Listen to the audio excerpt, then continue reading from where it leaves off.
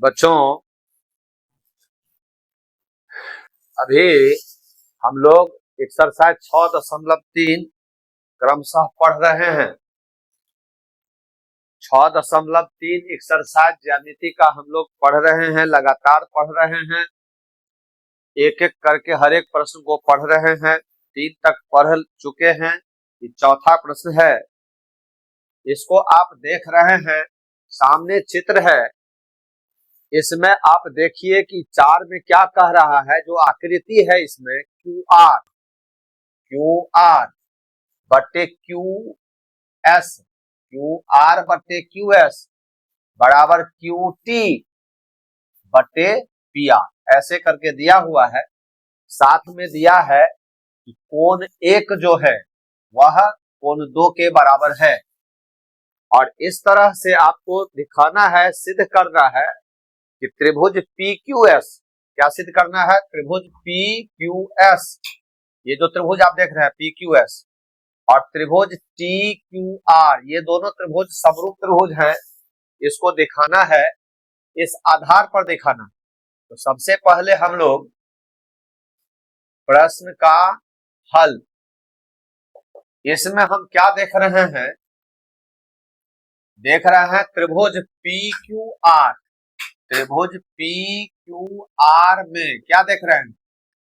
कोण Q बराबर कोण Q बराबर कोण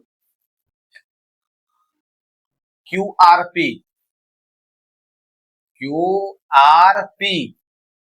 है। क्योंकि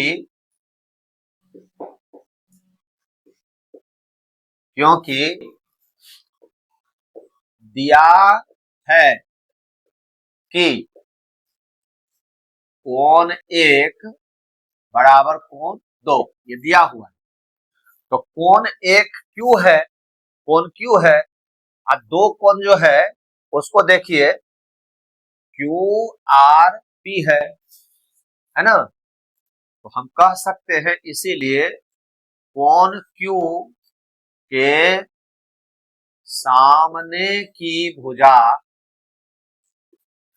कोण Q के सामने की भुजा, Q यानी 1 के सामने की भुजा PR बराबर कोण QPR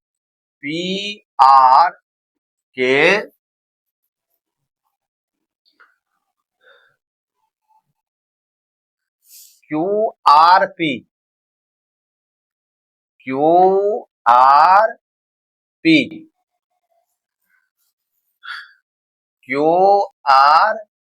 QRP के सामने की भुजा।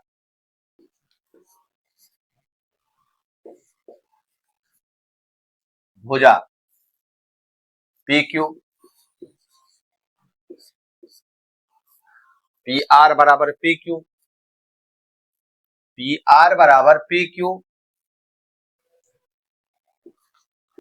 क्योंकि किसी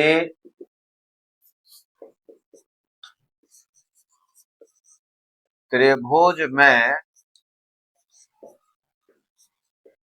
समान कोणों की सम्मुख भुजाएं समान होती हैं। किसी त्रिभुज में समान भुजाओं के सम्मुख कोण समान होते हैं और समान कोणों की सम्मुख भुजाएं समान होती हैं। तो किसी त्रिभुज में समान कोणों, यहाँ कोण समान दिया हुआ, तो Q के सामने की भुजा PR और ये जो R है इसके सामने की भुजा, इसके सामने है PQ। तो इसीलिए हम कह सकते हैं, क्या कह सकते हैं?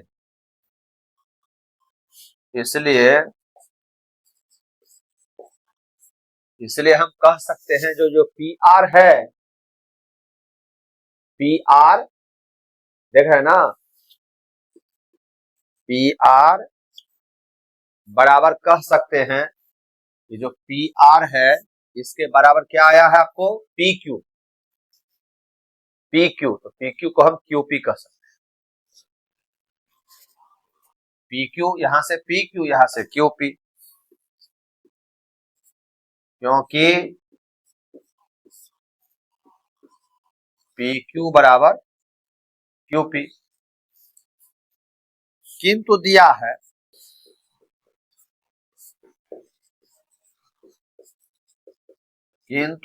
है कि क्यू आर बटे क्यू एस बराबर क्यू टी बटे पी आर। अब आप देख रहे हैं पी आर है, यहां भी पी आर देख रहे हैं आप, पी आर और पी आर है। इसको अगर हम समीकरण नंबर दे दें एक, तो हम कह सकते हैं कि जो क्यू टी है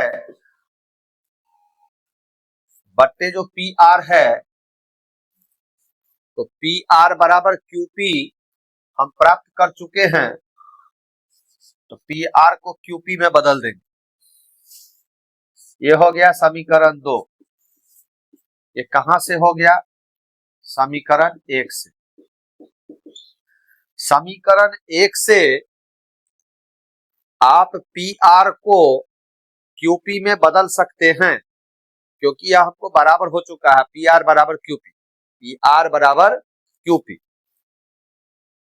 तो हम कह सकते हैं कि अब त्रिभुज ये जो लिया हुआ है सिद्ध करने के लिए कह रहा है पी क्यू एस, त्रिभुज पी क्यू एस एवं त्रिभुज T Q R, P Q S T Q R, T Q R में दोनों में आप देख रहे हैं कोण क्यू बराबर कोण क्यू, क्यों, यह कॉमन है, उभयनिष्ठ है।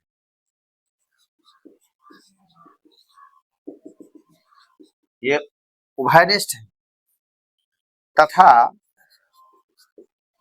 समीकरण 2 से क्यू आर बटे क्यू एस, क्यू आर बटे क्यू एस बराबर क्यू टी बटे क्यू पी, क्यू टी बटे क्यू,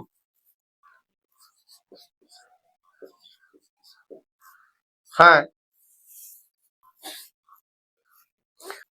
समझ गए ना, क्यू टी बटे क्यू आर बटे क्यू एस, क्यू आर बटे क्यू एस बराबर क्यू टी बटे क्यू पी है। अतः एस ए एस सर्वांग समता कसौटी से, सर्वांग समता कसौटी से त्रिभुज पी क्यू एस समरूप हुआ त्रिभुज टी क्यू आर, प्रमाणित। पी क्यू एस समरूप हुआ त्रिभुज टी क्यू आर। तो स्पष्ट हो गया आपको क्या लिखा गया है, त्रिभुज पी क्यू आर में,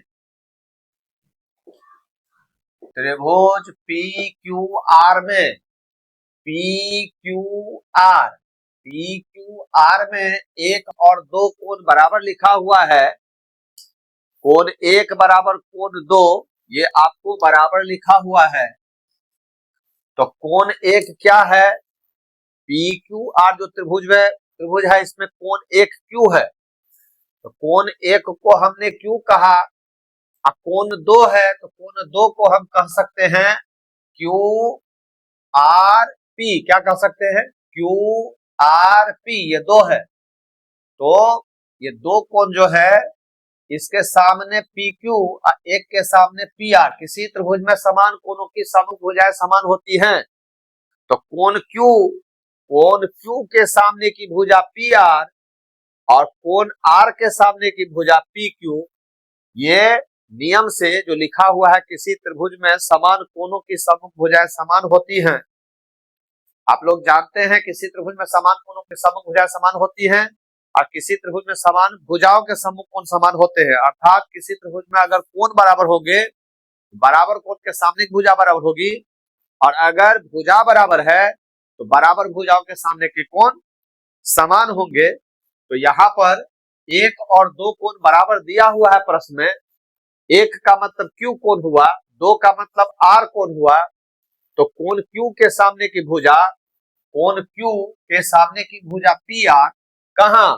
पी क्यू आर त्रिभुज में, और कोण आर के सामने की भुजा पी क्यू, ये बराबर होंगे। तो यहां पर हम क्या देख रहे हैं कि पी क्यू यहां से हुआ क्यू पी, तो पी क्यू को हम क्यू पी लिख सकते हैं। पी क्यू को हम, ये जो क्यू पी है उसको हम पी क्यू को क्यू पी लिख सकते हैं। अगर पी आर बराबर पी क्यू है तो पी आर बराबर क्यू पी हम लिख सकते हैं, क्योंकि यहां से क्यू पी है, यहां से पी क्यू है, तो हमको यहां पर जो है क्यू पी लेना है। ऐसे क्योंकि देखिए यहां लिखा है, क्या लिखा है? Q T. देखिए क्यू टी लिखा है, क्यू टी। यहां पर देखिए यहाँ क्यू आर और क्यू एस, क्यू पर से लिया गया है, तो क्यू टी बटे क्यू पी चाहिए, ना कि हमको पी क्यू चाहिए। हमको जो चाहिए वो ना हम लेंगे।